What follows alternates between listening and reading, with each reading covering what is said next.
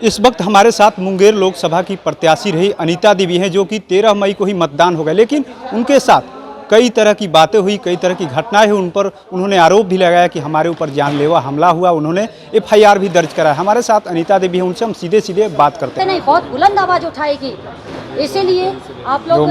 जैसे आपके ऊपर जानलेवा हमला किया गया था, आपने आरोप भी लगाया है, FIR भी दर्ज कराया है, आखिर में क्या वजह है? सिंह भी बाहर आए हुए थे। तो आप समझ सकते हैं प्रजातंत्र हमारे विरोधी के हाथ में है, और विरोधी की व्यक्तित्व कैसी है, षड्यंत्रकारी अपराधी व्यक्तित्व के हैं वो, और वो अपने पॉलिटिकल विरोधियों के प्रति उनका हमेशा ऐसा ही रहा है। आप पीछे का भी देख सकते हैं कि उन्होंने हमेशा आरोप लगाना, गलत आरोप लगाते हुए, गलत वातावरण बनाते हुए इसकी ज़िंदगी तक को दुभर कर देना, जिसके वो भुक्त भोगी रहे हुए कई लोग, जिसमें एक अशोक महतो जी का नाम आप समझ सकते हैं कि उनको 17 महीने की सज़ा हुई थी। 17 महीने निकलने के बाद भी उनको 3 महीने और लगाया गया, जिसके वजह से वो चुनाव नहीं लड़ पाए खुद।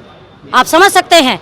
एक तरफ तो कहा जा रहा था कि दोनों बाहुबली ही हैं, करण सिंह इधर हैं, आपके पति को भी। और एक बात बताइए, अनंत सिंह को इस वक्त निकाला गया पेरोल पर।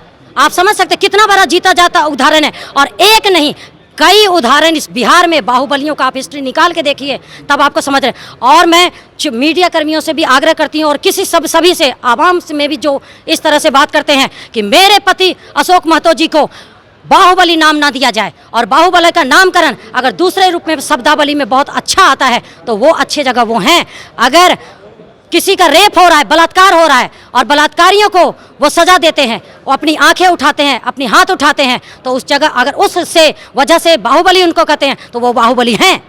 अब तो मतगणना होगा, क्या डर है अभी आपका? मुंगेर लोकसभा में डर बना हुआ। मुझे इसलिए अपनी सुरक्षा डर बना हुआ है क्योंकि प्रशासनिक तंत्र के सामने मेरे पे वार हुआ है।